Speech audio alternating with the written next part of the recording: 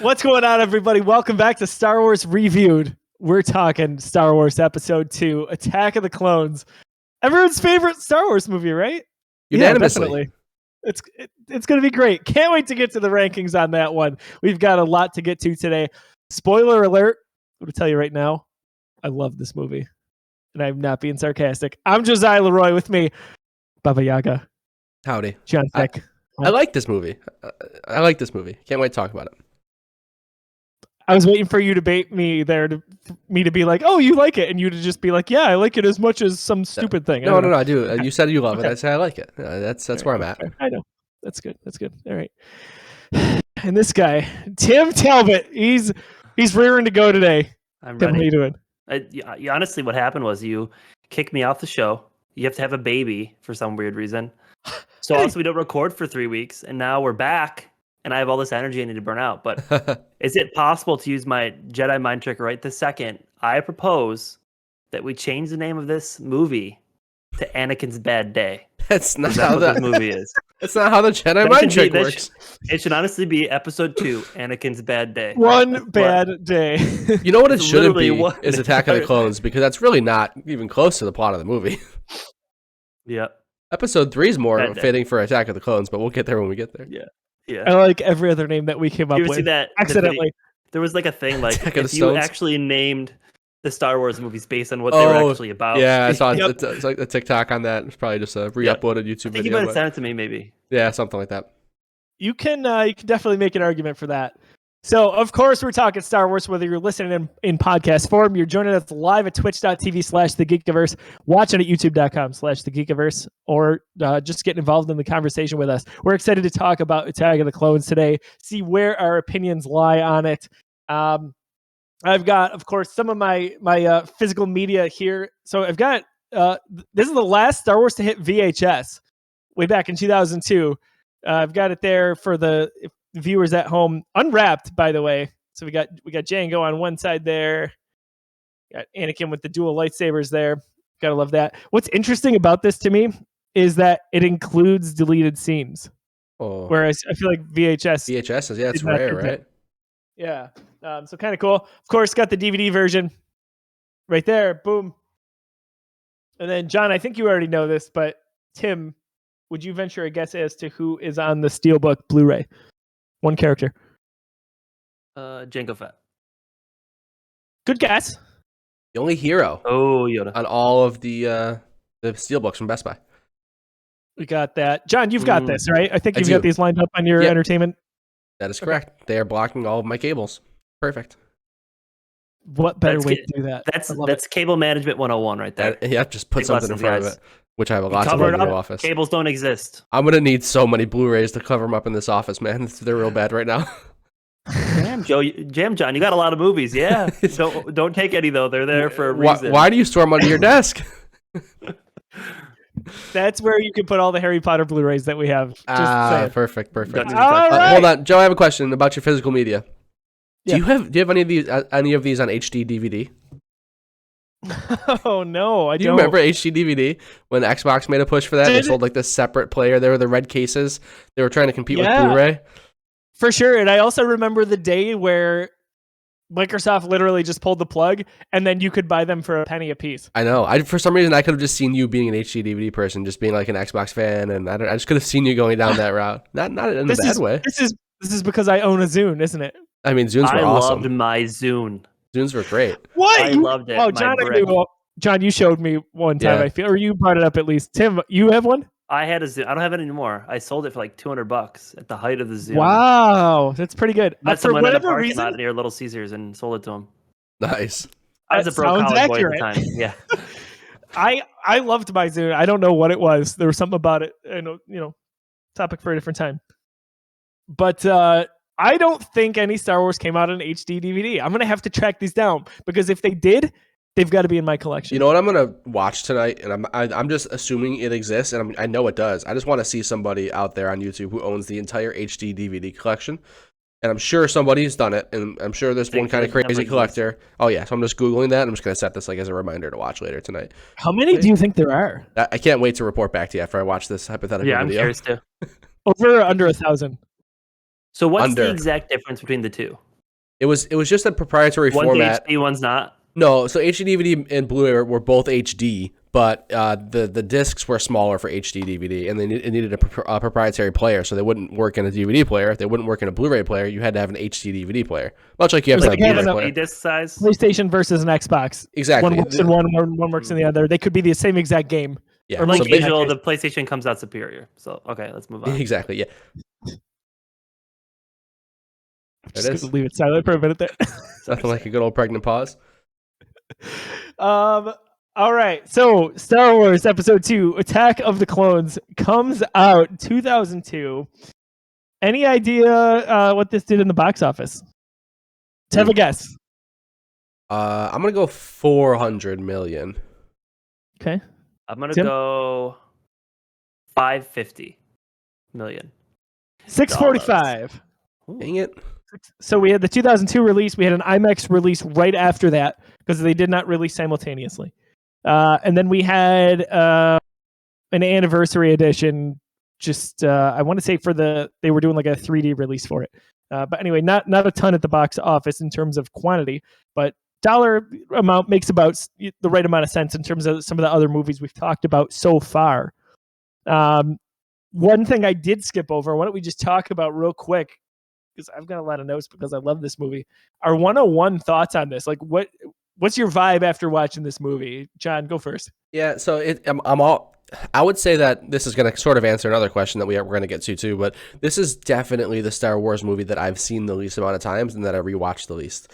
Every time I watch it, like, I guess I can't even say that because it's not that frequently, but I watched it just today, in my lunch break and after work. I put together a viewing, and there's stuff that I didn't even remember about it. So like I've watched it that few times to be able to still be surprised by stuff. So like I really wasn't sure where my opinions were going to be on it. I knew that I always thought it was just a little boring. I backed that up mostly because of the third act. I think that the third act is just not as fun as I wanted it to be. The stuff on not Kamino, where we end on, what planet do we end on?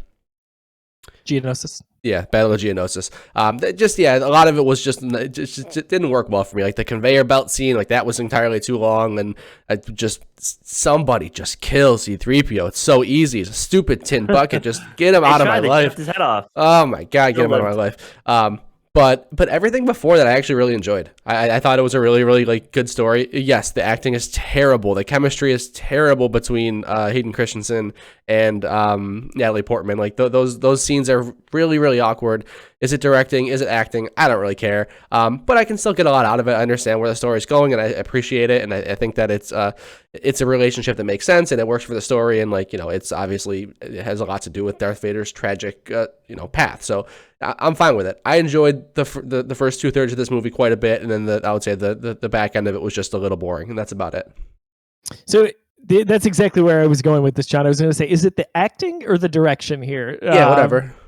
At the end of the day, yeah. At the end of the day, it hits the way it hits. It's very awkward.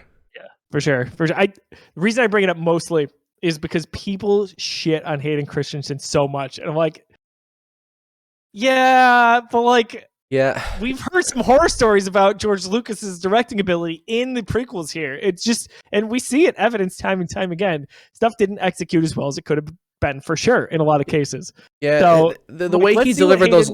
Yeah, again, great. Let's see what he can do. With little hands off, maybe a little more freedom with the role. But like he kind of had to deliver the lines like that because of like. To match up with what Vader's voice eventually becomes, like it was a very, very like grandiose, like old English, like, almost theater like performance we got from Vader in the other movie. So he kind of has to like root that somewhere. So he does speak very oddly, but no fault to him. I think Hayden Christensen is awesome. So Tim, your thoughts on the movie? Very similar. So I was kind of comparing this to episode 1, and I think I liked the direction they wanted to go more than how it was done. I like the story of building a relationship between Padme and Anakin, and like doing that, like John said, at times it felt creepy. Like there's a spot where he was like in her face and she's like, "You make me feel uncomfortable," and I really felt uncomfortable. Right. I don't know if it was supposed to feel like that or if it was just, but it was like that a lot. Even when it wasn't supposed to be, it was supposed to be romantic, I still felt uncomfortable. So there's a lot of that. I wanted to like it a lot more than I did.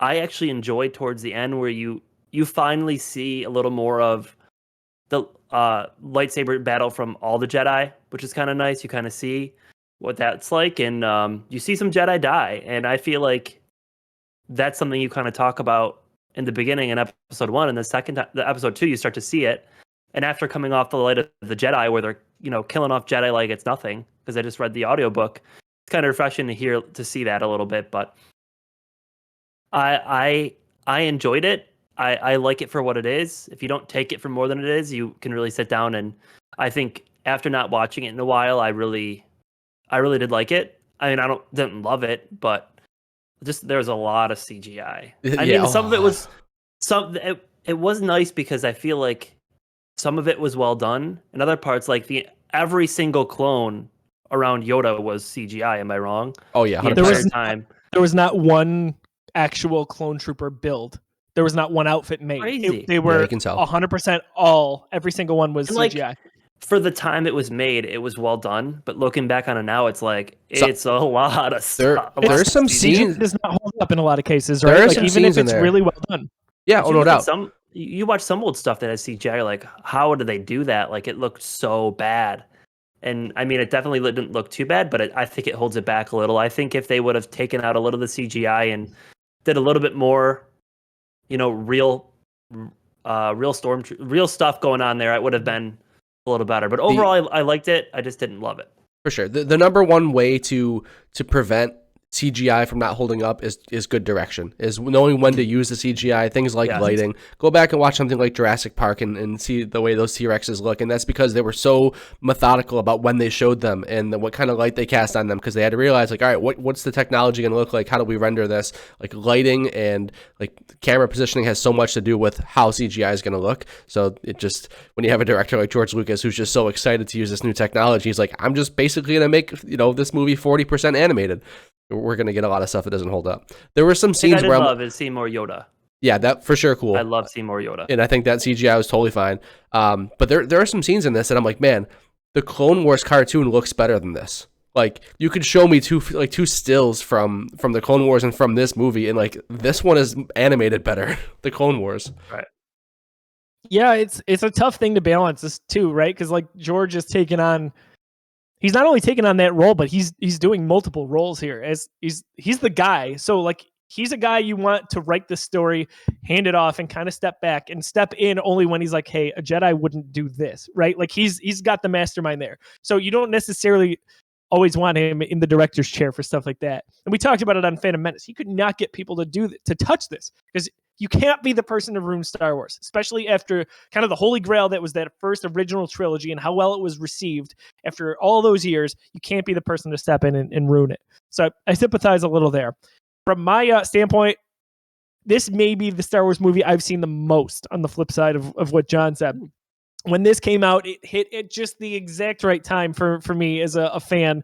I was 11 years old when this came out. I was already a mega Star Wars fan. I could not wait for this to drop in theaters. And when it did not disappoint me whatsoever. And we talk about a lot of exciting moments in theaters when we go to MCU movies, like we just saw with the most recent Spider-Man movie, and how exciting it was that everyone was there and applauding and crying and laughing at the same time. There was a lot of that for me when I saw episode 2, way back in the day now. But this movie, there's so much going on, and I feel like for the most part it's well balanced. There's a lot of intricate storylines that interweave in a nice way. We can talk about execution all day long. I still lean on the side of I really love what happened in this movie for a lot of reasons. And I've also, by the way, on the flip side, seen commentaries. I've read them. I've watched videos on them where people just tear this apart. And in some cases, I can't argue. All I can say is, yeah, I see what George was going for here, or I see what I think was a good thing, but you don't think it's a good thing. And at the end of the day, it's great to have that kind of debate, so to speak. But this, I've got a lot to say about it, and we'll get into my notes here in just a few moments here. But if you're watching live, thanks again to tune in on twitch.tv/the Geekiverse. Do you guys remember your first viewing of this movie? I know, John, you've probably got the same story going on, just caught up on it a little bit more recently in the last few years, right? Yeah, correct. Yeah, if you haven't listened to any of our other shows, the first 6 movies is all basically the same story. Once the Disney purchase happened, I'm like, okay, I've seen Star Wars here and there in the past. I'm very familiar with it, but I want to sit down and watch all 6 movies and get ready for these new ones. So I had spent like 2 weeks just crushing through them. So they're all the same for me. Tim, do you remember? Similar story. I watched, obviously, like I said, I love the original the first one that came out in chronological order. And the first 3 episodes, I kind of just watched when I had time, and it wasn't like I was really dedicated. I kind of, like we talked about before, I kind of fell off the Star Wars wagon a little bit, and I enjoyed them, but I didn't like love the movies at that point. And, you know, that's what kind of part of the reason why I didn't want to watch any of the newer movies is because I really didn't dedicate the time I wanted to watch these, you know, and sit down and not be distracted at all. So that's kind of a similar story with the first one as well. So in just a moment, we're going to pull up the original trailer for this. So if you want to watch or listen along, feel free to do so. But for me, the first viewing, I remember vividly. So I was prior all the way up till high school, basically. So right before 9th grade, I was homeschooled. And when this was coming out, I remember my parents going in and getting tickets when they went on sale, waiting in line, because that's what you did, right? We didn't have the online sales, the phone apps, etc. And I went. It must have been Friday. I don't think it was on a Thursday, but we went early in the day. My parents kind of like were like, "Hey, we're gonna take the day off. We're gonna go see Star Wars." For me and my sister and the 4 of us, we went and saw it, and it was super exciting. So I remember even that night, like. Talking to some family friends, and they're like, "You already saw Star Wars? When? You had school?" And my mom kind of was like, "Yeah, but we didn't." And it was great. So I remember being in a packed theater, just full of people probably our age now, and applauding at different moments. Just the energy in there was so exciting. It was it would have been Regal on Transit or whatever it was called way back in the day, but it was totally awesome to be there on opening night, actually opening day for Attack of the Clones. So those experiences really stick with you. What's funny is I think my dad actually recently just found his ticket stub to this. I usually don't keep ticket stubs. I know a lot of people do. That's the thing. I don't like to keep them, especially in this day and age when you do everything on your phone. But he found his. I thought that was super interesting. So it's pretty good cool stuff. Yeah. John, I'm going to pass it over to you if you want to lead the charge for the trailer. Yeah, you guys got it ready? I'm pulling it up as we speak. Hold on one second here. Sounds good. Yeah, this one, I did find the one you asked for, Joe. I found the one you asked for. Thanks. And this is from memory. I did not go and search this out because I always want to wait to have an organic reaction. Right. All right. Go ahead and play it now.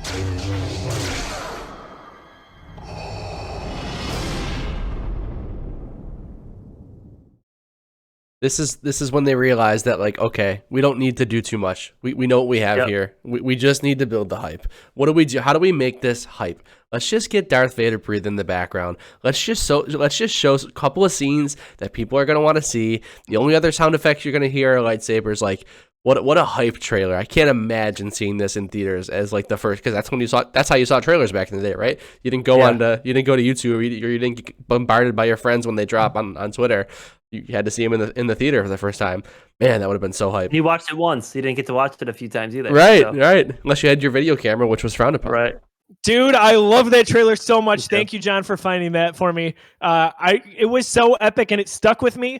I don't remember what movie I would have been seeing seeing leading up to that. But I saw that trailer, and I swear I wanted to go to other movies just to see that trailer again. It's just like you heard stories about people going to see movies because the Phantom Menace trailer was happening. And just walking out, paying $10 or whatever, $6 maybe back then. Yeah. Oh my gosh. I think it's so smart.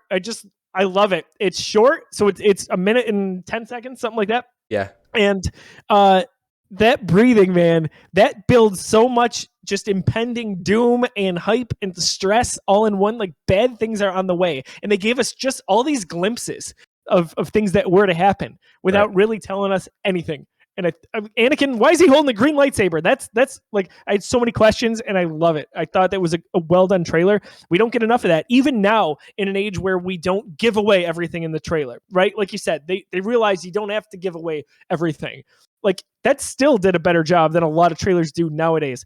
Now, this is technically classified as a teaser, so it was shorter than a full scale trailer. But man, I love it. I love it so much. They did a good job with it. Tim. Killer. This is a big reason I always have arguments, sorry, JT, about how watching them in release order is so important. If you didn't watch the movies in release order, we wouldn't appreciate that trailer as much. No. I appreciate the prequel trailers, this movies more, because I know who Palpatine is going to be. I know what's happening, and you see the signs. And this is a perfect example in the trailer is, you know who that is, and you're like, this is awesome. Like, it's that one that if it gives you goosebumps, because it's almost like awesome. They do it that way on purpose. Like, they make the movies in the order that they intended to. Like, it's crazy to think that way, but it's very possible. What a thought. Just a side story on a Marvel topic. My wife has agreed to watch the Marvel movies. Oh, so yeah. Big step. Watching them again. Oh boy, you got like 75% of the way there, and you're just going all the way back. Tim, where are you, by the way? In the up there. Oh man, I just watched Civil War. You're about to catch us, man. So you're close to joining the show. Maybe I can make a guest appearance. Yeah. Honestly, we could probably do it next week, and I think you'd catch up. You just got to cut into your Elden Ring time. You know? I have a friend. My wife's friend loves Marvel too, and she went to see Batman with us with JT, and we were getting an argument. She's like, "Oh, I'll watch them if you watch them in the order of like timeline." I'm like, "No, there's that's no way." Gross. And I'm like, my wife is going into the series. The first movie she's going to watch is not going to be. Would it be Captain Marvel? You're not going to watch Cap. She's not. No, it would be first Cap, right? Yeah, and I was telling. Yeah. World War II. What I was telling is it's the same way with Star Wars. They ease you into everything. You have to. You have to understand the story. You have to start out small and get bigger. That's like at the end of the spectrum. It's fine if you do that after. You do whatever you want. Right. Have fun. No, you don't do you. You watch them in the order they came out. Order, damn it. No, I'm with you, Joe. Yeah, you want to go back and mess around after the fact? Fine. Yeah, have fun. If somebody asks you that question and you tell them in chronological order or like event order, you don't deserve to be a part of the fandom. You're done. You're done. Yeah. I'm gonna cancel your Disney Plus account. Geekiverse is officially, unofficially cutting you off. Absolutely. Ow. Yeah, to me, it's even worse with the MCU. Yeah. Believe it or not. Like, if you were to tell me, like, if you're going to go episode 1, 2, and 3 in Star Wars, I'd be like, you're not going to have the same effect. But I would feel a stronger argument to do that than to start with, like, Cap and then Captain Marvel, and then But if you really hate yourself, you could just watch episode 2 a lot of times. Oh, Captain Marvel. Sorry. Yeah. Okay. Yeah. The second movie, that would be terrible. Gosh. No. Yeah. Sure. Damn you, Tim. It's not that bad. We liked it. I will get by the end of this episode Tim to saying he loves Attack of the Clones. It's number 1. Attack of the Clones. It's the number 1 sequel in the trilogy. Yeah, golf order. Golf order. You bunch of crazies. All right, let's jump through my notes here. So I already mentioned this movie kind of feels like Dread from the get-go, as we saw in the trailer.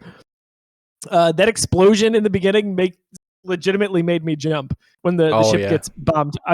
Oh my gosh, I jumped out of my seat. Why does that lady say that she failed? Some of that dialogue just doesn't add up. She's like, I failed you. How did you fail her? She's alive and you're dead. That's the plan. You did good. Yeah. Like, what are you so... Yeah, she was a decoy. Yeah, it worked. Nailed it. Good job. Thank you for your service. Exactly. And that's exactly what her bodyguard, it basically says that. It's like she did her job and then they just leave her corpse. She did her duty. Now you do Thank you. yours. And just get up and you walk away. Yeah. Funny. Next. Captain Typho, so that's the guy there, right? Like that's her security guard. That's Captain Panaka's nephew in the Star Wars lore. Captain Panaka is her security guard in Phantom Menace. Okay. And Panaka, he makes a cameo in the Princess Leia book that came out a few years ago, which is kind of interesting. These stupid little things, these stupid little callbacks that I appreciate every single time. Padme flies with R2 as she's in that little speeder, right? That Naboo speeder or starfighter, just like R2 flies with Luke and Anakin. So they're keeping the family tradition alive. I love that stuff.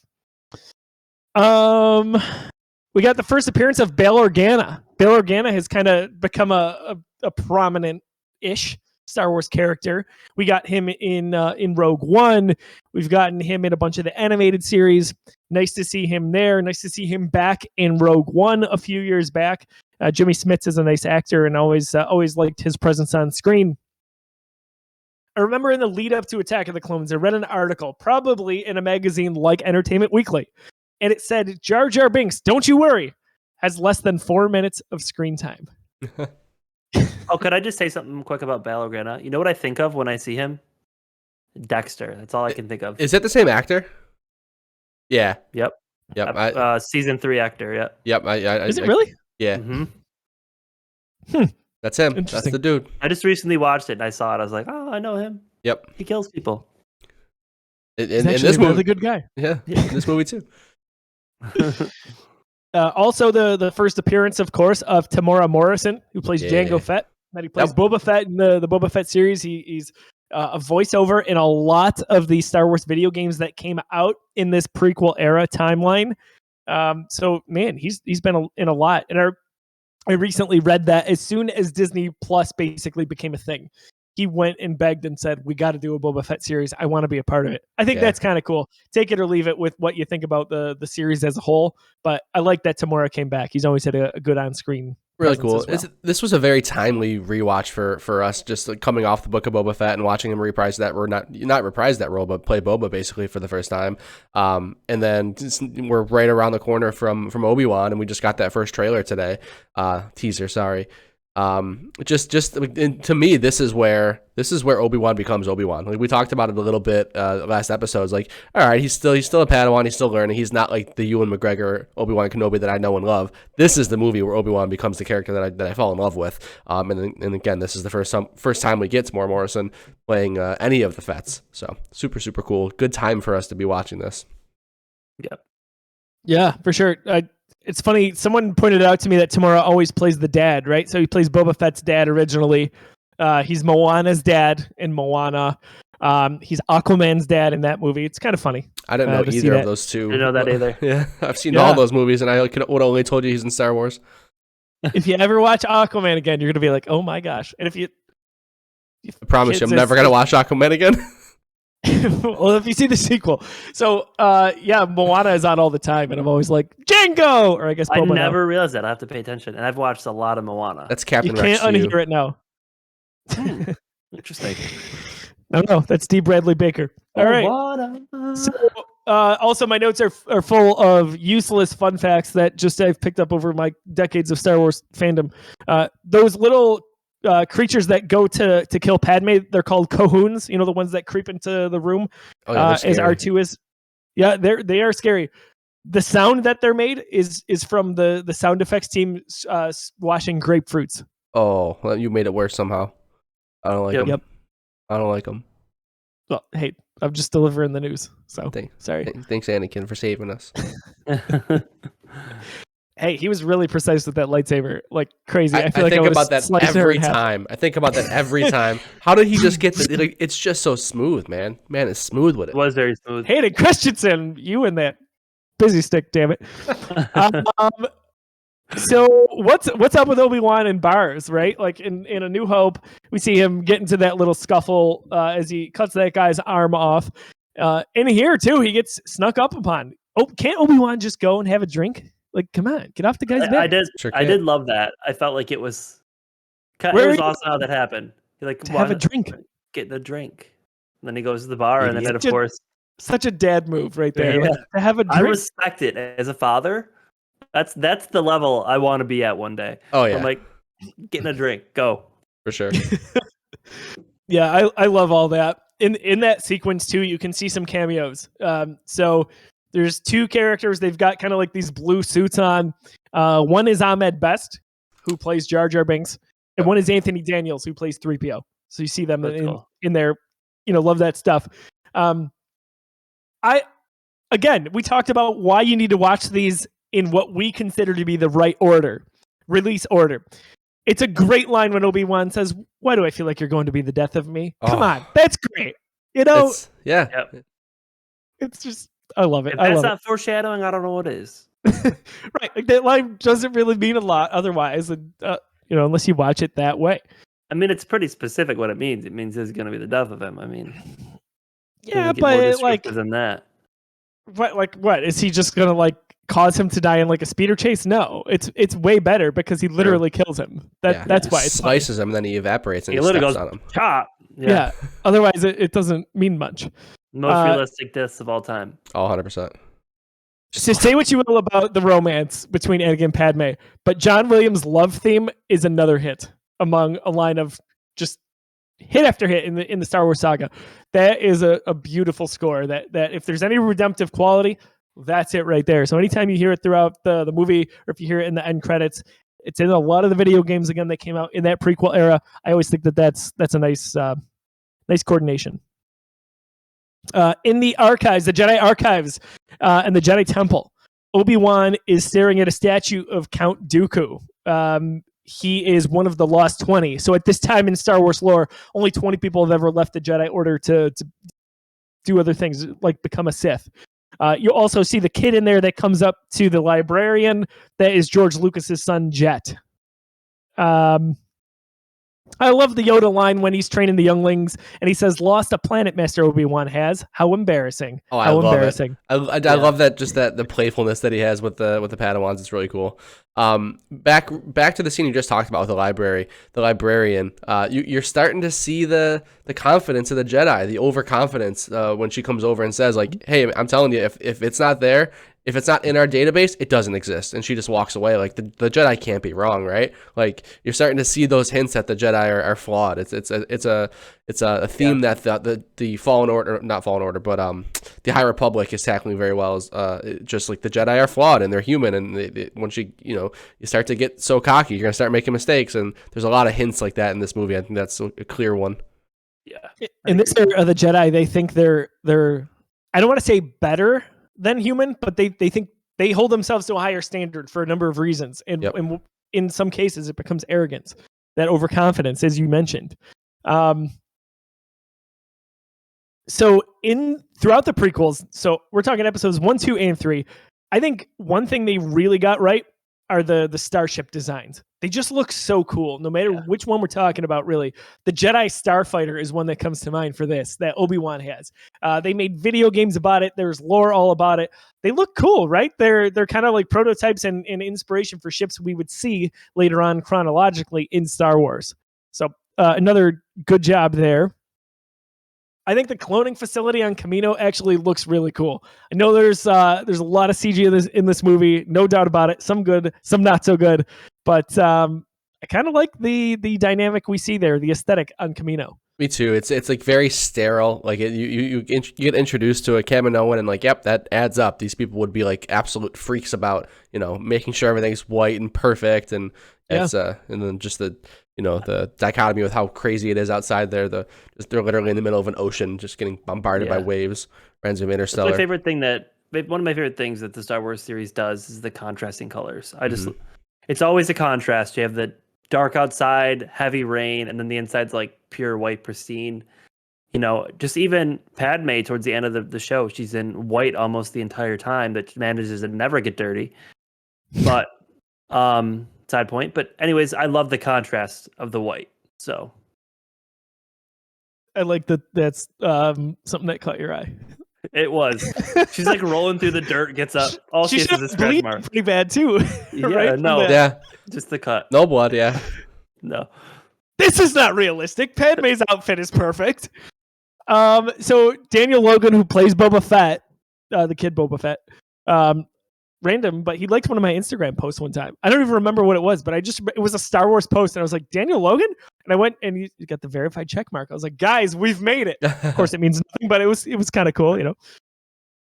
I get chills every time I watch this movie and Obi-Wan Kenobi sees the clone troopers in action for the first time when Lama Su says, "Aren't they magnificent?" And then you hear that John Williams theme build up.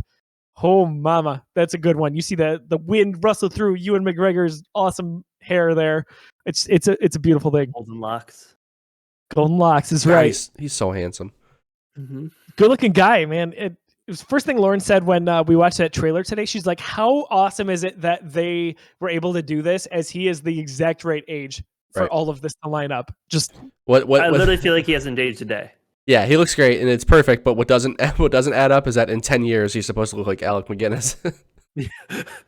Dude, there's been some funny posts on that recently. They're like, this is what Tatooine does to you. 10 years. Yep, for sure. This is like the exact middle ground. I think it was the best they could hope to accomplish here. For sure. Yeah. Talking about looks, this is what I wrote down. Dang, Django just looks so young.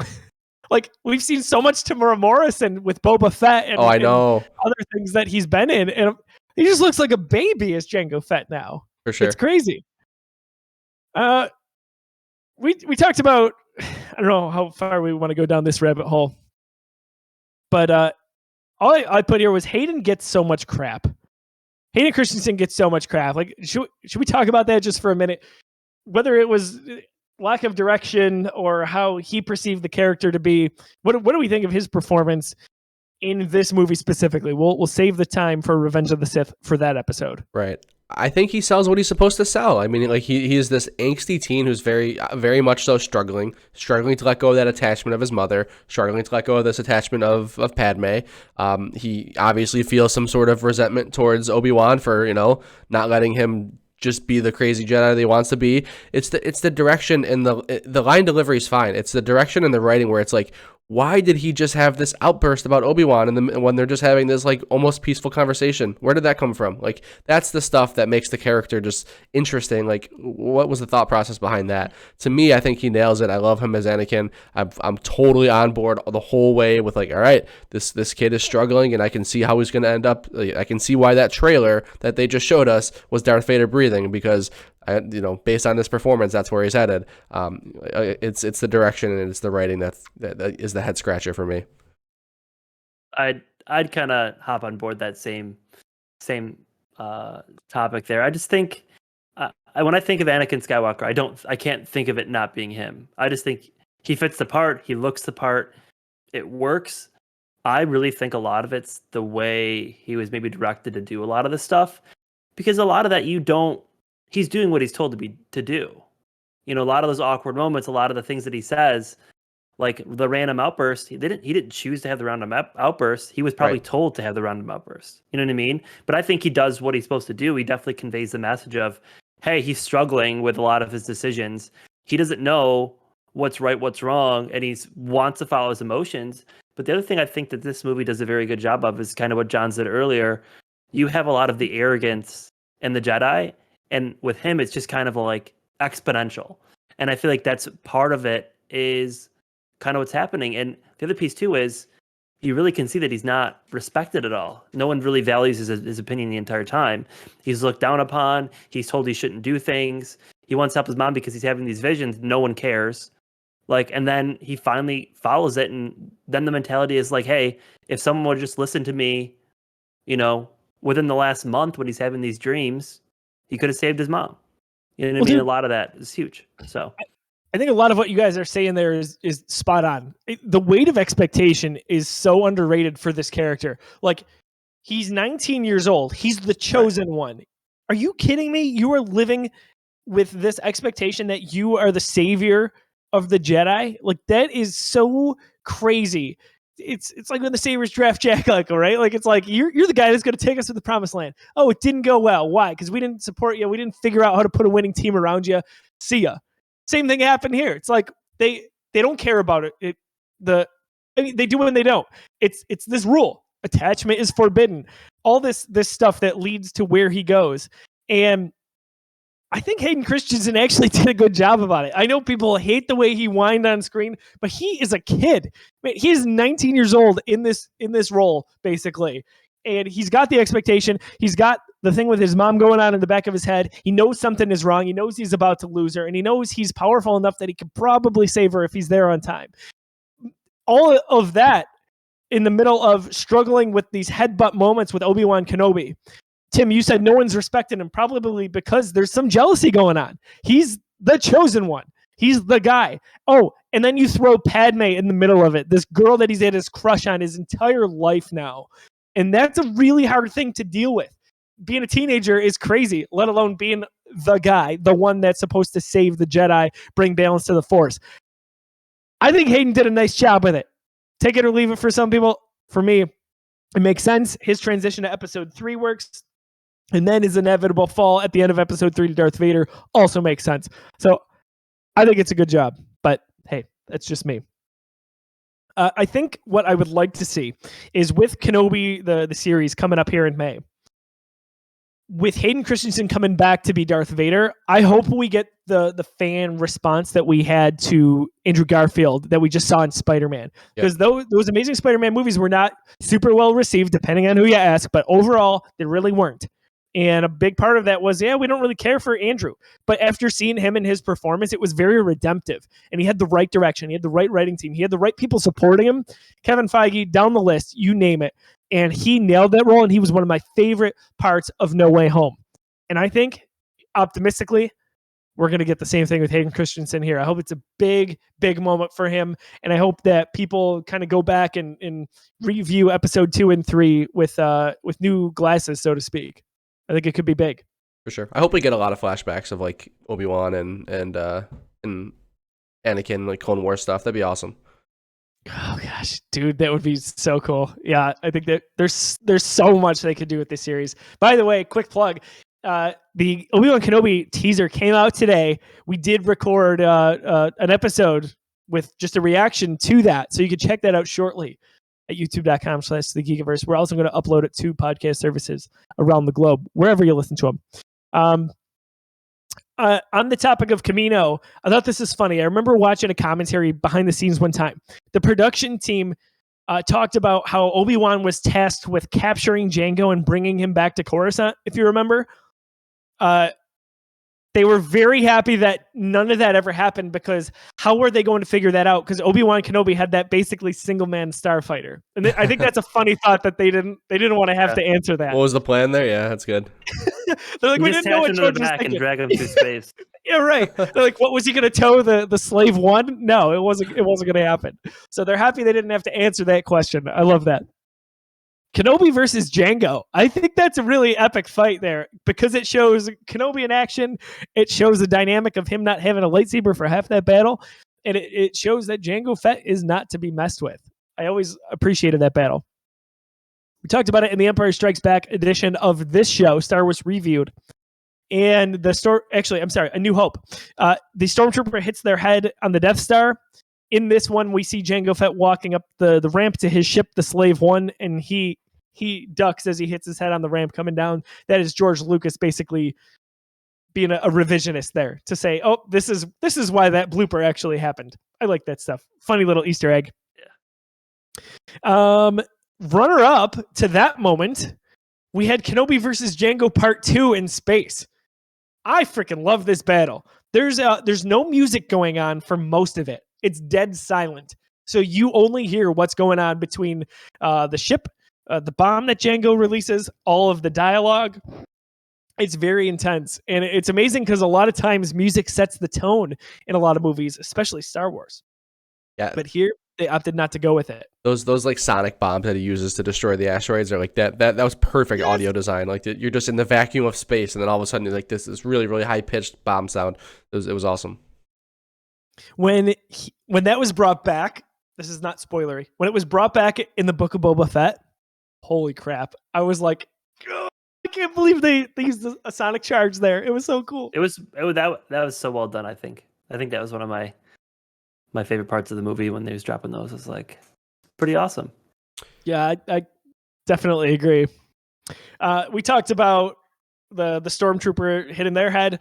Another callback is Kenobi hiding on the asteroid because Django and Boba think that they got him, right? But it's that Obi-Wan was hiding there, just like the Millennium Falcon does a few years later. And then in Empire Strikes Back, Boba finds him floating in the trash. Presumably, George Lucas's logic is because Boba learned his lesson here. Kind of like that, Boba and Django are smart guys, and that's one thing they do in their hunt. C-3PO, John hates this character. 3PO is always yelling, "Thank the Maker." What's funny is I never noticed this. When he sees Anakin, when Anakin and Padme arrive on Tatooine, he says, "The Maker." Yeah, I love that. Yeah. That's good. Agreed. The Anakin talking to Padme after they are in the hut with the Lars family, and Anakin tells her he's basically got to go find his mom. I like this scene in Star Wars. This is a different scene for Star Wars. We only see the shadows of those two. And Anakin is meant to look like Darth Vader there a little bit. You see the outline of him with he's got his little Padawan braid behind him. That was the intent there, was that the shape was starting to take shape of Darth Vader's helmet. A little bit like we saw in the posters for Phantom Menace when Jake Lloyd he's got the shadow casted on the hut behind him. This is a touch of that. And I appreciate that attention to detail. Guys, right after that, Anakin gets on the speeder bike. What song plays Duel of the Fates? Dude, that sequence is so cool. And we talk about bad CGI in this movie. Got to give it credit, even if I'm sure it's all CGI. That shot of him just going through the desert with the twin suns, and it's like they're both setting. One of the coolest shots in the prequels. It looked awesome. Agreed. That look on his face, dude. If you hate Hayden Christensen's performance here, you're going to hate that look. But that steadfast look of just, he's pissed off, he's determined. I freaking love it. Shmi Skywalker death scene, in all honesty, that rocked me as a kid. I don't know what it was, but that really was intense for me. And I think that's how it was meant to be portrayed. Oh. We lose Joe. We're at 47 minutes usually. I'm still here if you can hear he's me. back. Oh, we got him. Hey, here's a quick little So flip. That scene, am I good, John? Yeah, you're good. Yeah, John, you're muted. I am. Hold on. Sorry, folks. Yeah, John, we can't hear you. Everyone mute. We'll... No, they heard me fine. It was one of the things where it muted one program but not the other. So the kids heard me, but I didn't. You all didn't for some reason. Okay. So the Shmi death scene, I was saying, it really rocked me as a kid. She's just holding on hope that she's going to see Anakin one more time, and she's a mess, right? And she finally kind of bumbles these words together because she's just so physically weak. In the novel, if you ever read that, this kind of expands on it. But it's so intense for me. Like, this is the scene to me where it was like Anakin's not coming back. This is really the beginning of the end for me. It's a slippery slope. There's so much pain and anguish there. And I even love Yoda afterwards, just looking like he's about to cry. And Mace Windu asks him, "What's wrong?" And he says, "Young Skywalker's in pain." And Yoda feels for him so bad there. Just there's so much going on. And it was so intense. I mean, did this hit home for you guys at all? Talk me through it a little bit. I would say the actual death scene itself, not really. More so the scene after that. I'm always one of those people. I'm like, oh man, how convenient that she's been there for a month, and then he gets there at the exact moment of her death. That's the way my brain works sometimes. I'm like, why? It lines up too well. But remove 30 from seconds, she's dead. Exactly. I love you. Yeah, exactly. Certainly forgivable. It's not the end of the world. But it didn't hit that well for me. What he does to the Tusken Raiders after that. That's where it really hits for me. It's like, okay, man, he is destroyed, and he is taking it out. I love that he came back and he kind of showed some rage, and then he was kind of like, I didn't just kill like the some of them. I killed the females and the children, and I treated them like they were animals. And I love that because it kind of gives you an idea of like the path he's headed on. Like, it's dark, man. Yeah. Yeah, we got the Imperial March there quickly in the background, that Darth Vader theme. That's a very vulnerable moment. I love it because he's just kind of bumbling at first, and Padme's like, "What's going on?" And And it's funny because for me too, even watching that the first few times, I was like, whatever, they killed his mom. I would do the same thing. But I love that, again, he's holding himself to a higher standard. Yeah. She says he's human and he goes, I'm better than that. I'm a Jedi. It's a very tough scene to get through. And it's so important in his fall to the dark side. Yeah. We also hear Qui-Gon's voice through all of that. Liam Neeson say, Anakin. That's a beautiful callback. And we hope we're going to get a little bit of Liam Neeson in the upcoming Kenobi series. That would be a wonderful cameo. Christopher Lee, let's talk about him.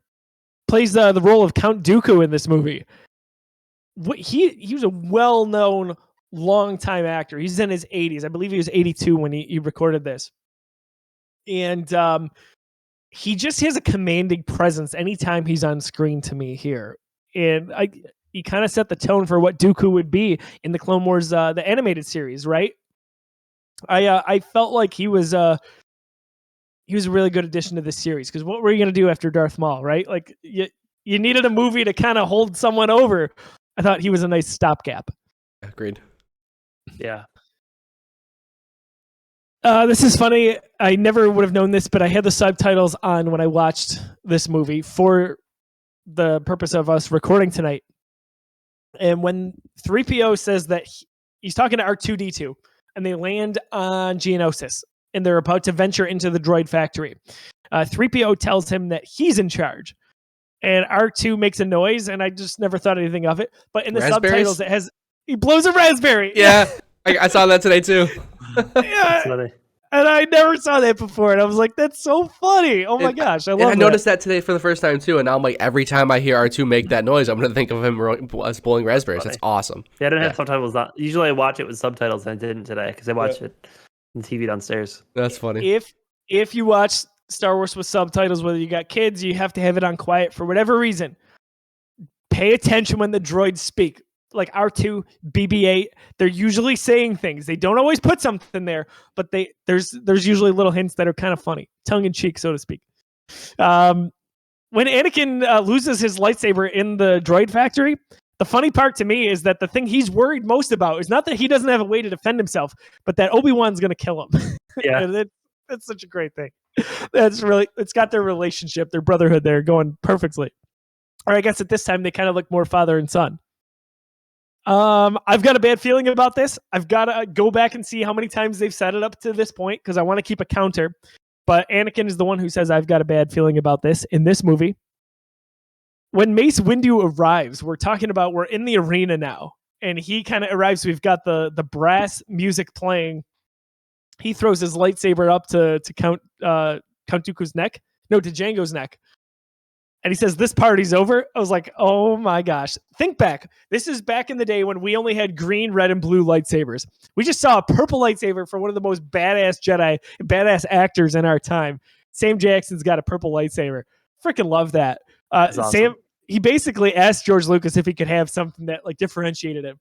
And that's what they agreed upon. And I love that so much. That moment is on film. You can find that in a special feature where he asked for a purple one. It's kind of like a casual thing where he's like designing his lightsaber hilt, and he asked him what colors they could be, and George goes, they're blue and green for the good guys and red for the bad. And there's just like this pause, and Mace is, or not, I said Mace wouldn't do, but Sam Jackson goes, "Can I have a purple one?" And you see George Lucas's face go like, "Well, no, but." Maybe we can get you a purple one. And it takes him a whole movie to make that decision, but yeah, the payoff is awesome. I love the logic there so much. Yeah, his hilt, if you ever see it, it's fancy. It's Sam Jackson. It's white. It's got tinges of gold in it. Oh my gosh. It's so Sam Jackson. So that all happens from a movie perspective when he's there. Again, if you read the novel, you think you're watching the movie, why didn't Mace Windu kill Count Dooku right then and there? The logic is that Count Dooku was a Jedi for such a long time that Mace couldn't kill his friend there. He wanted to talk to him. He wanted to threaten his bounty hunter, but he didn't want to end his life. And I think that's really interesting. We don't get that in the movie. We don't get that sense. But these guys were close for a number of decades. So that adds some depth to this that you don't always get in the movies. I feel like another piece of that too is with a lot of the Jedi. And I feel like I listen to it a lot when I listen to Light of the Jedi. their goal isn't to kill everyone. They obviously would like to not kill someone if they don't have to, and I feel like that's part of it too. Is his mentality of, like you said, they're longtime friends. If he can talk and then square things away, like why would he kill him? You know what I mean? So Yeah, that's how I kind of felt. The Jedi Mantra is that it's self-defense, right? They're only going to kill it in the event that they have to preserve life, typically. Unless you're Anakin Skywalker. Unless you're Anakin Skywalker, you just take them all, including the women and the children. Yeah.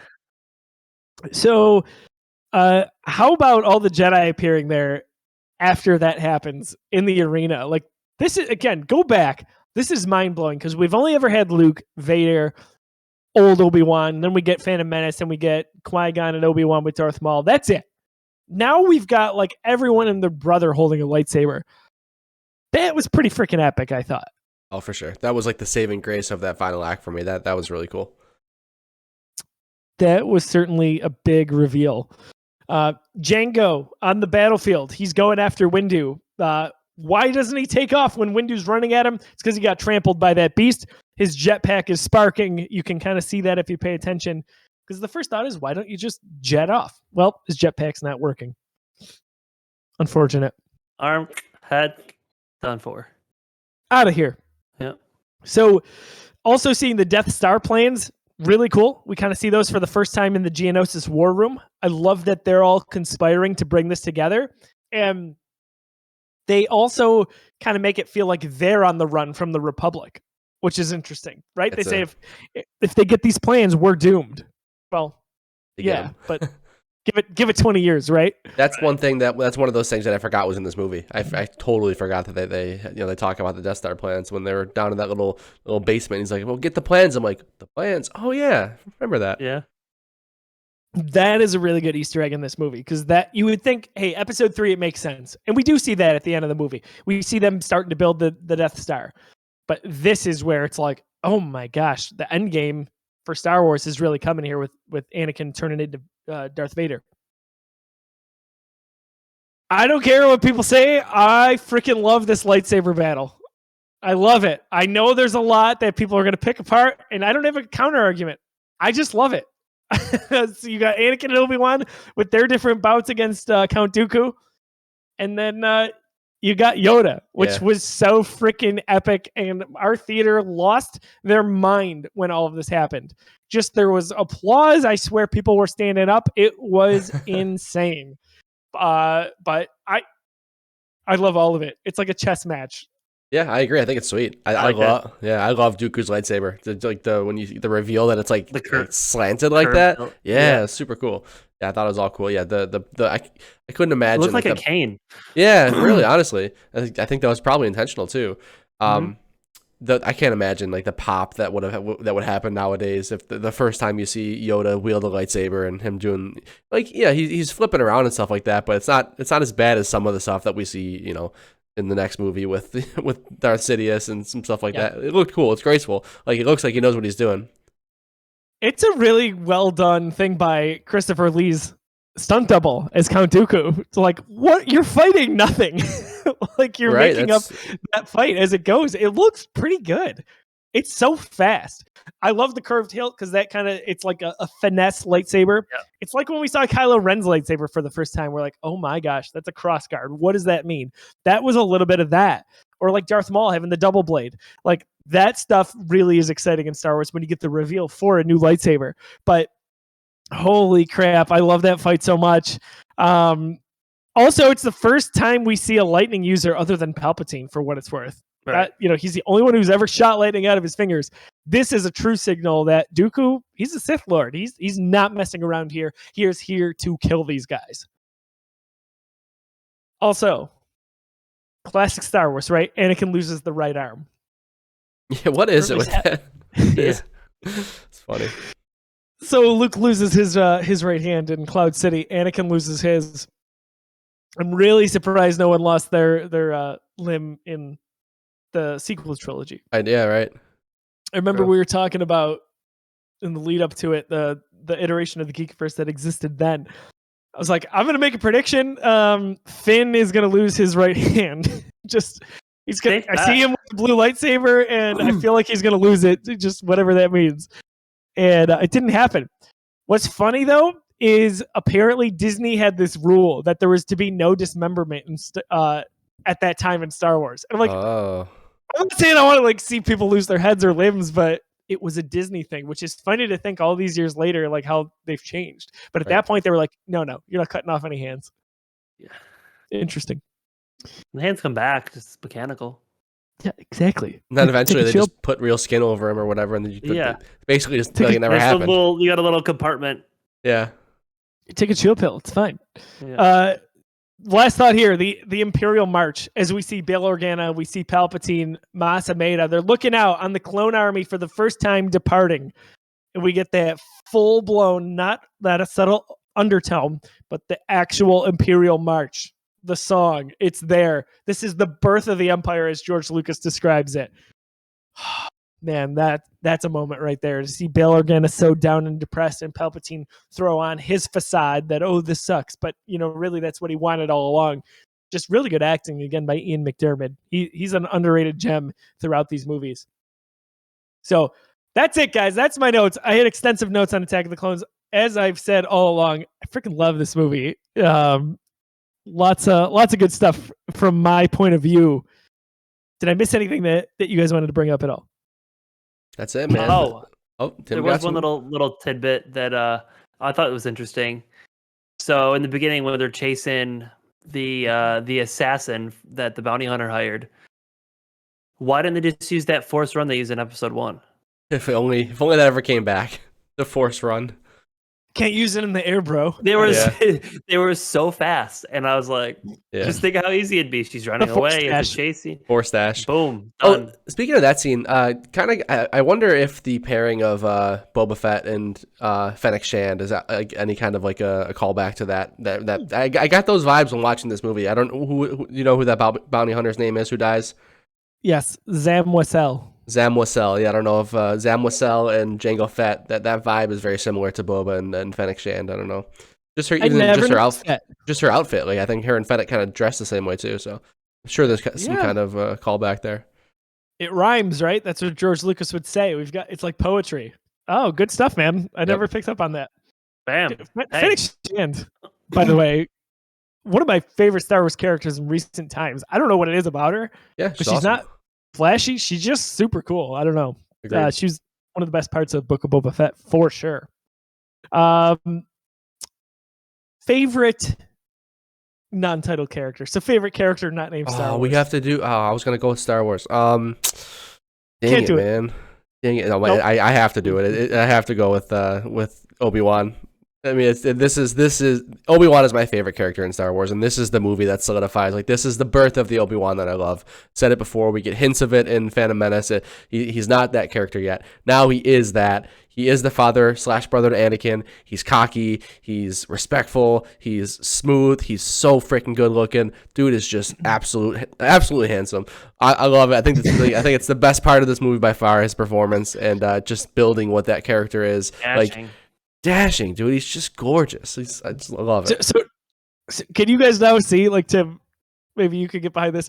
John, when you were dressing as Obi-Wan on Halloween, were you just like looking in the mirror being like, I was just projecting, dude. "Hey, Yeah, beautiful." yeah, absolutely. So yeah, he's my favorite Star Wars You character are, for by sure. the way. But I that's so funny, dude. So let me ask you this, John. With Obi-Wan Kenobi in A New Hope and some of the dialogue between Obi-Wan and Luke as we get towards Return of the Jedi, Obi-Wan talks about failing as a teacher and saying that he thought he could teach Anakin better than Yoda did. I know a lot of those things don't necessarily specifically line up, but Star Wars is always vague enough to make it work. Do you feel like Ewan McGregor portrays some of that in this movie where he says he failed? Like, could he have possibly done anything different to guide Anakin on a better path? Yeah, I mean, I don't think so. I mean, I think that's what they're trying to tell us. Is that, I mean, Anakin just has all this rage built up in him, and they show it. They show that to us very, very clearly, right? He slaughters a village of not just the men, but the women and the children too, right? So I don't know, but I think we definitely see that failure shine through in just some of the comments that Anakin makes, and Obi-Wan's just like, bro, we're Jedi, like, chill, you can't say that, like stuff, just reactions like that. But a lot of the beginning, I feel like. Yeah, for sure. When they're together, and he's just speaking out of turn, and he's just a little disappointed. But we get a lot more of that in the next movie for sure.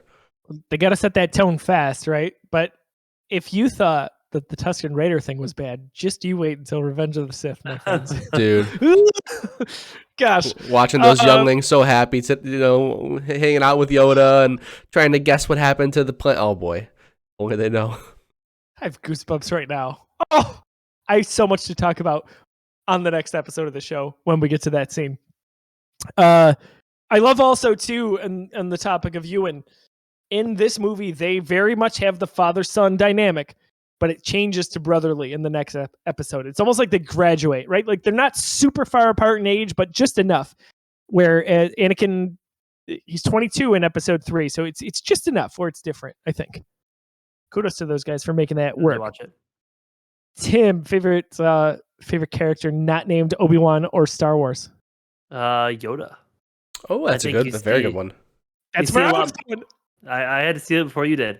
You see a lot more of him, and I love that you see how caring he is, and you see him with the younglings, and he very kind, and he's the way he teaches them, and he makes a joke about losing the planet, and then kind of later on you finally see him fight for the first time, and see how good he is with the Force, and then kind of see how good he is with the lightsaber. Hopping off again, a little bit of CGI there, but hopping off the walls everywhere, and just kind of seeing how someone smaller would fight with a lightsaber was kind of awesome to see all the flips and the spins, and was really awesome to see. And I liked the way they introduced him, he was Yoda. He's what you would expect Yoda to be like. That's a great point, and I would love to just piggyback on that, because I said this earlier in our other episodes of the original trilogy. When you say Yoda, I don't think of the old decrepit puppet making inappropriate weird jokes. This is what I think of when I think of Yoda. You say Yoda, I think of this compassionate, wise, but still able-bodied. This is the Yoda I think of. And it seems like it's kind of the same way I just described Obi-Wan. This movie kind of solidifies those two characters the way that I'll always see them. So good stuff. After watching it, you had asked me that question, Joe did. Which one did we like better? I'm starting to lean more towards the prequel Yoda. Now that I've sat down and digested it, it's just, to me, you see what he was in his prime. Mm-hmm. Exactly. And that's why it's so awesome, because he still is this badass. You would not expect. He drops his cane, then he's jumping off walls with his lightsaber. It's just awesome. And even just in conversation, they reference maybe one day you'll be as good of a swordsman as Master Yoda, or that kind of stuff. Just you start hearing about that. Don't mess with Yoda, man. Don't mess with him. Yeah. Dude, and Tim, even to take it a step further, it's not his prime. He is technically an old man at this point, right? By his species timeline. So in the High Republic, that's a little bit more his timeline in terms of being in his prime. Really hope we get some prime Yoda. Oh my gosh, right. If he tore up Count Dooku like this, I can't imagine what he looked like 200 years prior. Right. I love that when he, all of that goes down and he's just crazy off the wall, battles Count Dooku, and then looks around, picks up his cane with the Force, and then starts limping again. Like an old man. It's so good. That little bit of comedy there. Tim, Yoda is my favorite Star Wars character across the saga. Always, for me, it's been Yoda and Darth Maul. Those guys, just for whatever reason, they're kind of on the same wavelength for me. This movie validated that. I was like, oh my gosh, I felt justified in this guy being my favorite character. He just was so good, so well done. That CGI could have been terrible. We saw some bad CGI. I remember some of the behind the scenes. George Lucas, they emphasize this. He would go back and have them redo things. And he's like, guys, we gotta get this right. So he acknowledged it. He's like, we gotta get this scene right. Otherwise, it's gonna be a stunt double fighting Kermit the Frog, and it's not gonna look good. He said that, and I love that so much. Good on him to know that that's where they had to kind of spend their time and money in this movie when it came to CGI. You know what, really quick here too, you know what that fight reminded me of is, again, I just kind of got off that Light of the Jedi book, is when what's the world called, where they have to go save the family that gets captured, and there's the cook. Yes, I know what's his name. Is it Hetzal? Yes, that's all. Yes.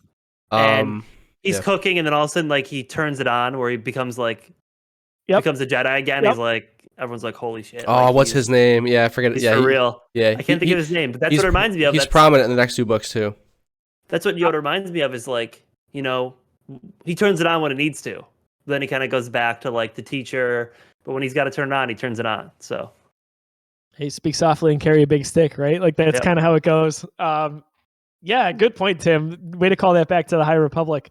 I'm so bad with character and planet names in the High Republic right now. I'll get better at it as time goes on, but I know exactly like who you were describing. I need you guys to just like listen to the end of the High Republic book. To listen to Marcion Rowe and like his speech at the end where he's talking to like all the Nihil, like his speech. The way they do that in the audiobook, I had goosebumps. It was amazing. Well, damn it was was so good. It was literally amazing. Yeah, now I'm the gonna book go do was that. so well done. It was so good. Porter Engel is the character. Porter Engel, yeah. Porter Engel. And his soup that he would make, right? That's what he used to make for everyone. Yep. I think. Yeah. Stew, maybe it was a stew. No, it was a stew. Yeah. Same thing. I would have never come up with the name there. For me, so I would have picked Yoda. I'm going to pick Anakin. Like there's so much at stake for him in this movie. And again, take it or leave it. For me, I like Hayden Christensen's performance. He's really a lot of what this plot centers around, whether it's his relationship with Obi-Wan, his issues with Padme and the love story that's going on there. He's really fighting to not be where he wants to be. He's fighting the emotions that come along with abandoning his mother to slavery, right? On Tatooine, he gets free. She has to stay back. There's a lot of bad stuff going on there. And I love how we see him in action and how awesome he is as the chosen one. Like he is someone you don't want to mess with. And he's only going to get better as we see towards Revenge of the Sith. So I think for me, I'm going to go with Anakin Skywalker in terms of my favorite character of the film. And he does have a little bit of a delay on learning because he started so much older than a lot of other ones did too. So he has a little bit of a little gap in when he started training too. So word. That adds to it, right? That adds to the pressure. Good point, Tim. What is that moment for you guys in this movie? Whether it's a quote, it was maybe something that you didn't notice, or maybe it was something in your face. It was just a huge action moment. Is there one scene, one particular moment that really stood out in this movie for you that you ended up really liking? Whoever wants to go first. I'll go first. Mine is the fight scene between Dooku and Anakin. I loved that he cut the cord to turn the power off. I love lightsaber fights in the dark. I think it kind of was weird how they did it, but I love it. I love seeing the flash of it and the lightsaber. Very weird that they did that because I feel like there's no need for it to happen. I'll tell you what, it led to him getting 2 lightsabers. So Christopher I did Lee like that. Was 82, so they wanted to get some close-ups of him. I didn't like that. I thought it was, for what they did, I enjoyed. When I first watched it, I didn't really care for it. You know what I think did it for me is all those TikToks where they turn off the dark and you see the lightsaber. Yeah. And I just liked that they did it. I was like, oh, it's cool. Tim, God bless you for defending that point, because a lot of people don't like that. I like that up close. Like I said, I think they did it weird how it's like literally just like zoomed in shots of lightsabers hitting each other was weird. I like the idea of them making the lights go out so the lightsabers be more accentuated, but I don't love how they specifically did it. I do like how Anakin does that, and he kind of says, bring it on, old man, so to speak. Mm-hmm. But a part of the thought process there was that in the up close, you're going back and forth, and Anakin looks a little bit afraid there. So there's fear that's creeping in. The second point to that is that sometimes you see blue from the shadow on Anakin's face. Sometimes you see red. So this is supposed to portray that more and more he's getting a little bit more taken by or at least tempted by the dark side or things of that nature. So as some people kind of look at it as a silly scene, but there was more thought that went into it, at least from a writing standpoint. But I'm happy you picked it. I just like the contrast to colors in the dark. Thought you were going to take my moment again. John, what's your moment of the movie? Oh yeah, I like when Anakin kills all those people, when he just murders them all. That was sweet. Awesome. In episode 3. But that really is my favorite. That's my moment for sure. That when Anakin just breaks like that after watching Shmi die and just the emotion when he walks out there. And I love that wipe too. I love the way that's shot. He walks out, he just takes the 2 out, and all of a sudden it's this like circular wipe shot that just just left to your imagination after that. Yeah, that's the emotional anchor of this movie for me, for You don't sure. want to see him kill the kids on screen? Oh, I definitely did, but you got to, you got to take what you can get. Yeah. We didn't see it in episode 2. We didn't see it in Book of Boba Fett. Cowards. I don't know. Crazy. Let's show it. Let's show them punting some Tusken kids off the mountain. Kick him up, slash him with a lightsaber. I just see him forcing one like a football, just way off in the distance. Yeah, what I was thinking about during this movie in relation to Book of Boba Fett is that they went and they humanized the Tusken Raiders in Boba, just because of the way that they have always just treated them like they're Avengers, and they really doubled down on that in this movie where what was it? Owen, I think he said, or maybe it was the father says they're nothing but they're not human, or they're just savages, or whatever he says. They're really nailing that down. Yeah, got it. Yeah, I'm so torn on that with Book of Boba Fett. I'm like, do we need to care about these characters so much, like as a species? The more I think about it, it serves Boba's arc more than it does, the redemption of those characters. At least I think that's kind of the point of it. I don't really think that's there for us to really care about the Tusken Raiders that much. Sure, that's probably part of it, but I think it's more about Boba's arc, and it's what brought him back and his first splash of family and stuff like that. But that's for another show. If it does, though, let's say it brings sympathy to the Tuskens as a tribe or a species, that actually would add more weight to Anakin doing what he did, right? True. Because we're seeing them more humanized. So for what it's worth, kind of a retrospective. But for me, my moment is going to be when Yoda shows up, has the duel, actually prior to the duel with Count Dooku, and all the Force stuff. Yoda's kind of just tossing aside every bit that Dooku throws at him. And then the Force lightning. Yoda's basically like, yeah, I don't think so. And he not only shoots it back at him, which is freaking awesome. Return to sender right there. Yep. Yes. At the end, he lets it just shrivel up in his hand. Dissipates. And I thought it was just so epic. Agreed. And before Dooku says it's obvious that this contest can't be decided basically by our will of the Force, or whatever he says there, Yoda does this with his claws. And I was like, that's so badass. Opens up the robe, pulls out the lightsaber.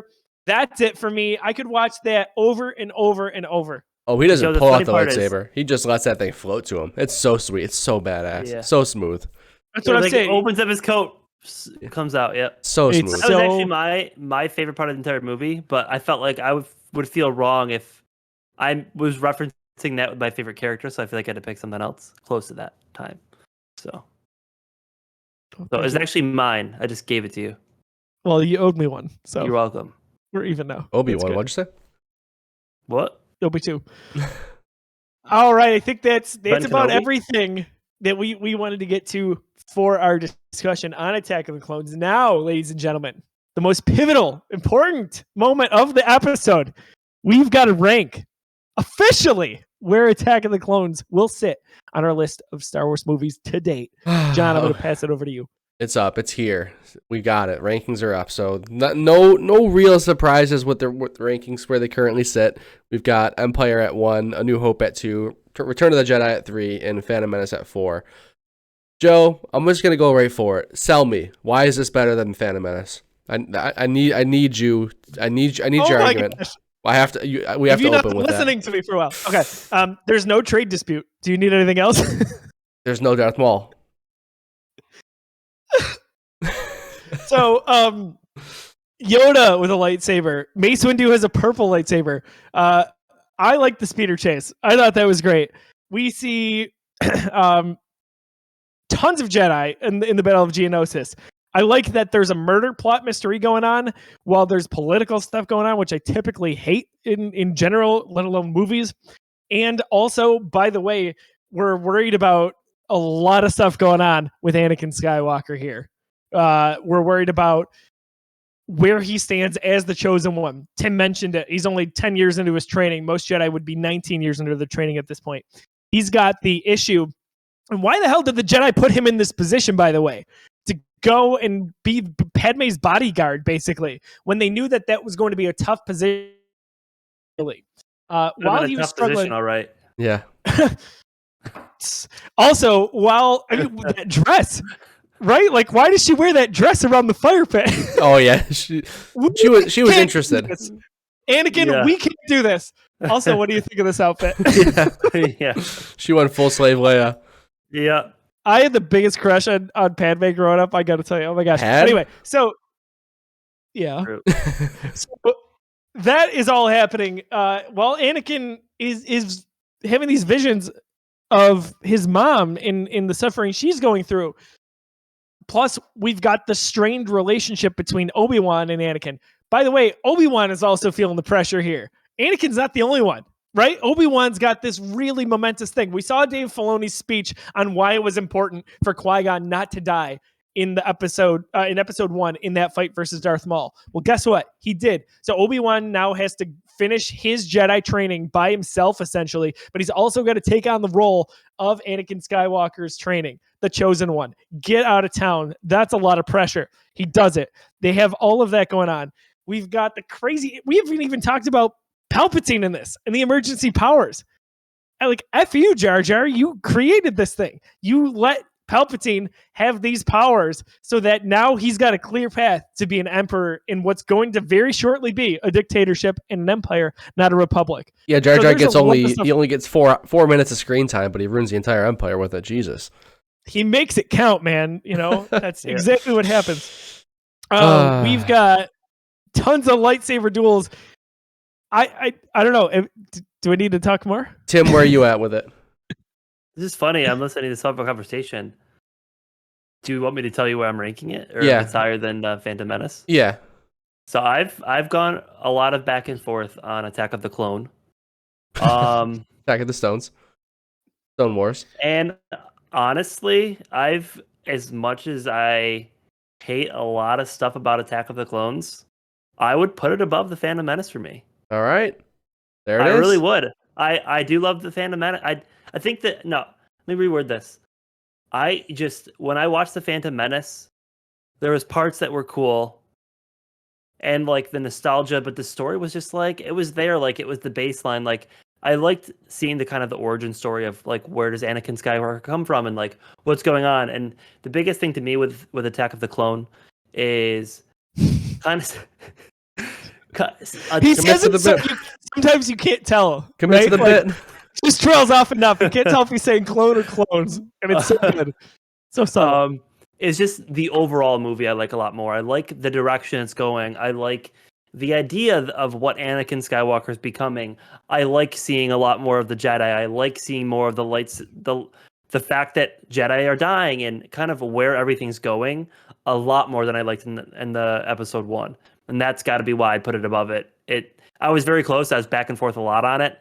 But the more I talk about it, there's just so many more things I'd like to talk about in this movie than I would like to talk about in, the Phantom Menace. The only thing that really stands out to me is the Force running. It's not a good reason. And then the ending towards the end. The amazing fight scene at the end with Darth Maul and all that stuff, which is awesome. But I don't have a lot of the stuff in between is just kind of there. See, pick apart what you will if you don't like these movies, whether it's episode 1 or episode 2. Even if you let's say, just for argument's sake, you don't like the prequel movies overall, I still find it crazy that you couldn't put Attack of the Clones over Phantom Menace. Like, so much happens in Attack of the Clones. Yeah. Over in Phantom Menace, again, I can find a way to like any Star Wars movie. Let's be honest. With Phantom Menace, there's a lot that happens, but there's a lot that doesn't happen, and there can be boring moments and slow moments. But Attack of the Clones, really, for all intents and purposes, moves at a pretty quick pace. There's some slow moments in the first act, maybe the second act, but after that, it just goes. You see a lot more of the main characters through the entire series in this episode. There's see a lot of Yoda. Too. You see a lot of, Anakin. You see a lot of Padme. Even. Yeah, it's just there's a lot more. There's a lot more of the content. The biggest thing I try to do for myself is get rid of a lot of the ideas of how the acting was portrayed and a lot of the stuff like the content itself, and think more about like the meat and bones, like what am I actually getting, and that's why I think I had it above it. So, all right, but it's just funny listening to Joe convince because I already knew where I was going, but it was just funny to listen, thinking that maybe I would. Because Well, I didn't no- know, I kind of. Well, I needed convincing. I was So where would you have been? What would you have done? I think he was on the fence. definitely I on was the on the fence. fence. Not for a that while. not that it matters, but I convinced myself that I like this better than Phantom Menace, and I would have ranked it ahead of it when I said Wait. that. You What's that? did? Yes. Okay. No, He's in love with Obi-Wan. No, I mean, I'm about to give you a specific point in this episode when I'm saying that I did it. I convinced myself just a few minutes ago when I said that this is, when I think about Yoda, when I think about Obi-Wan, this film is what brought those characters to what I know and love about them. When I think of Obi-Wan, I think of the character that was born in this movie. When I think of Yoda, my Yoda, this is the Yoda I think of. So this is the film that brought those two to where they live in my head and my heart. So that is that is enough for me. Again, I don't think you're really splitting hairs here. I think they're both good Star Wars movies with a lot of fun stuff in them.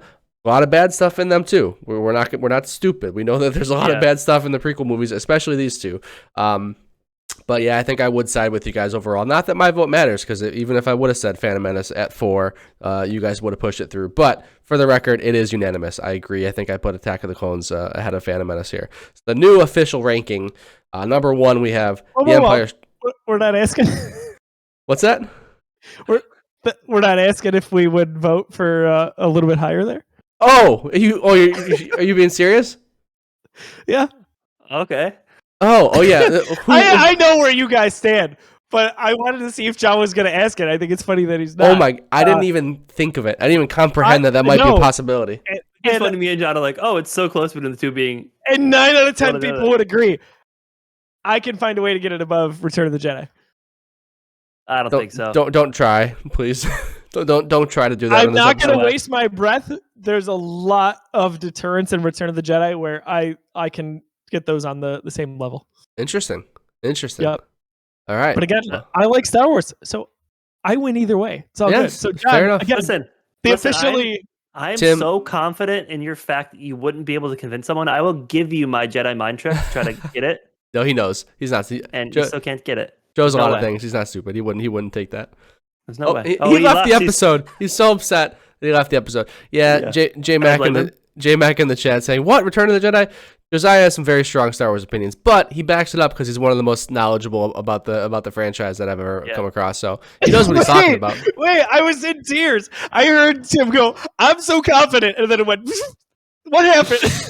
Nothing. You'll never know. Yeah, you never know. You're gonna have to rewatch the episode. I said I am so confident that you will be unable to convince anyone that it's better than Return of the Jedi that I would give you my Jedi mind trick. To anyone? try it. Okay. No, enough people to win the snap. It physically has to go above. Yeah. You have to do a poll, and you'd have to get more votes. You have to get one person. You said no. You have to win the poll. I didn't say one. You have to win the poll. All right, so we're backtracking. Got it. Okay, that's fine. Yeah, I got to specify here because maybe if you watch the original one, I wouldn't have to repept myself and mess it up. Okay? Yeah. Maybe don't leave Discord. Listen, we know Discord hates me. All right, I've got some homework. I'm not gonna. Oh, John, you go. You're next. Oh, Give the sorry. official rankings. Well, no, we're still in the process of ranking these. Tim, would you put this I can't even get the sentence out, ahead of Return of the Jedi? Would you, Tim? No. Not close. Josiah, I need your official ranking. I need your official vote. Would you say this is better than Return of the Jedi? Do you want Attack of the Clones at 3? I'm not using a Jedi mind trick. You don't have to. I would put it above Return of the Jedi. Wow. So you would officially vote that. Would you put it above A New Hope? I would consider it. Prior to Rogue One, yes. You would consider it prior to Rogue One coming out, because Rogue One makes A New Hope better for me. I would put. You could catch me on the right day. Okay, I could be like, yeah. Today's the right day. Today's the day we rank them. So. Well, you will no longer be on this show. Good luck. Yeah. He's too determined. It's not going to work. I'm too damn straight. Yeah, it'd be in the conversation. Wow. Definitely not above Empire. I just want it for the record. All right, I'm not that insane. All right. Well, I will emphatically say that we don't have to worry about that because it's staying at 4 because I would not vote it ahead of Return of the Jedi. What this says to me is he feels like he might need his Jedi mind trick in the future. No, what it says is I don't think I could convince a majority to get it above Return of the Jedi. I think I could convince a few people. I don't a think strong argument. I think I probably could convince a few, but not enough. I No, think the poll would be don't think so either. 95-5. I think that would be the realistic expectation of that poll. And the 5 people would be Joe making different Twitter accounts. Exactly. Josiah Leroy, Josiah D. Leroy, JoJo. Yeah, I am Josiah. It's just all variations. Yeah, all over it. Josiah Islam. Yeah. I think I've got some homework here. Not Josiah. It'll be one of them. Maybe at a later date I will Jedi mind trick those. We'll just see. Just Jedi for mind trick science. the idea that I came up with to see if that happens. Perfect. Really good. So the official ranking, now that we of course went through with all of the voting, Empire Strikes Back at number 1, number 2 A New Hope, number 3 Return of the Jedi, number 4 Attack of the Clones, number 5 The Phantom Menace. See, look, J-Mac's no better than me. He says he's gonna make more accounts to counter mine when it comes to Twitter. Come on, that's ridiculous. That's fair. It's all is balanced. All is balanced. So that's the new official rankings. If you have anything to say, Josiah, tweet it at him directly. Don't bring us into it. We're not crazy people like he is. Yeah, true. No, definitely not. Well, ladies and gentlemen, that's been another episode, a wonderful episode, maybe my favorite yet. Much like episode 2. Sorry, I couldn't say it. Of Star Wars Reviewed. We had a great time talking about Star Wars. We've got a really big one coming up next. I'm very interested to see where Tim and John land on this one. Because it depends who you ask. Some people hold this in such high esteem. Some people not so much. They look at it like they look at episodes 1 and 2. So stay tuned for Revenge of the Sith coming up when we film that, hopefully next week. John, if people were into video games, what is a show that they may want to check out? Oh man, we got just the show for you. So Busy Sticks, that is our video game podcast. We've been having lots of fun with it. Gotta get an episode in soon so we can stay up to date here, because there's been a couple of news stories that came out today. So we'll get those in. But we've been digging it. Just about every week we put out an episode talking about the things we've been playing, the beers we've been drinking, because it's our show. We can do whatever we want. It's been tons of fun. So check that out. YouTube.com/Geekiverse. All of the podcast services around the globe, the sun, wherever you choose to live. You can find John on social media at Disruptoid. Tim, if people want to watch or hang out with people who are playing video games, but they want to watch it in a what? Check out what? No, do it again, Joe. Try again. Yeah, repeat.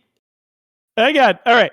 If people want to check out video games in a live setting, they want to kind of hang out with people playing video games via live stream, where could they check that out? They can check that out on the Geekiverse page. That's the Geekiverse. The Tech of the Clone. Sorry, no one can talk today. It's the new thing. Stone Wars. It's on twitch.tv/thegeekiverse. Play video games. Right now I'm on an Elden Ring grind, so I play that whenever I can. I may venture some late gameplay. You can kind of see the progression I've made, but that's a tough one because there's so many hours. It's tough to play on stream, and I've been working a lot, so a little bit there, but should slow down a little bit. We'll get some more gaming in. I got to finish Sifu, so it's gonna be my go-to the next time I stream. So you heard it here. Tim's got to finish his seafood, so that'll be great, guys. We've got lots coming on the Geekiverse here. We're gonna get back to the MCU reviewed. You might remember it. We left off. We've got to get to Captain Marvel, but we're doing the same thing we're doing for Star Wars on the MCU. It's an exciting time because Doctor Strange is 2 months away. Jeez. Actually, a little less than 2 months away now. So lots of good stuff there. You can find the Geekiverse on all social media: Facebook, Twitter, Instagram, youtube.com/the Geekiverse, podcast services around the globe. And as we mentioned, on twitch.tv/the Geekiverse. We've been having a lot of fun with these live streams.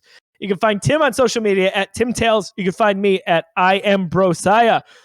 One other person / entity that we want to mention that's been a wonderful partner of ours. Tim, you are wearing, for the viewers at home, a wonderful hoodie. It's got a buffalo hoodie in the vein of the Marvel logo. You can't buy that one anymore. Nope. Maybe soon with Doctor Strange. We'll see. But if people want to pick up awesome geeky / football merchandise, where can they check that out? Did I cut out or no? I'm just kidding. 26 shirts. Yes. 26shirts.com. You're going to go. Tim's got the Buffalo hoodie there. I've got the original Fantastic t-shirt on there. It's the plan to save the galaxy. It's got Luke Skywalker. It's got BB-8. It's got Rocket Raccoon. John's got, we think he's got a 26 shirt on under that Vermont hoodie. Yeah, of course. Definitely. Yes, for sure. It's great. Check out those guys. The great thing about 26 shirts is a portion of every shirt actually goes to a charity, a person, an individual in need. And they've raised over $1.3 million to date in the last 8 years to those families, individuals, and charities. It's unbelievable. We're happy to be kind of partnered up with them in sponsors. So 26shirts.com. Last thing that we can plug for us, if you go to patreon.com/the Geekiverse, you've got lots of options there if you want to support us on a monthly basis from a monetary standpoint. But if you can't afford it, no problem. We still would appreciate a shout out. Tell a friend, tell a family member, post it on social media. We'd appreciate you. So for John, for Tim, I'm Josiah. Catch you all soon. Have a wonderful night, and we'll see you for Revenge of the Sith. Adios.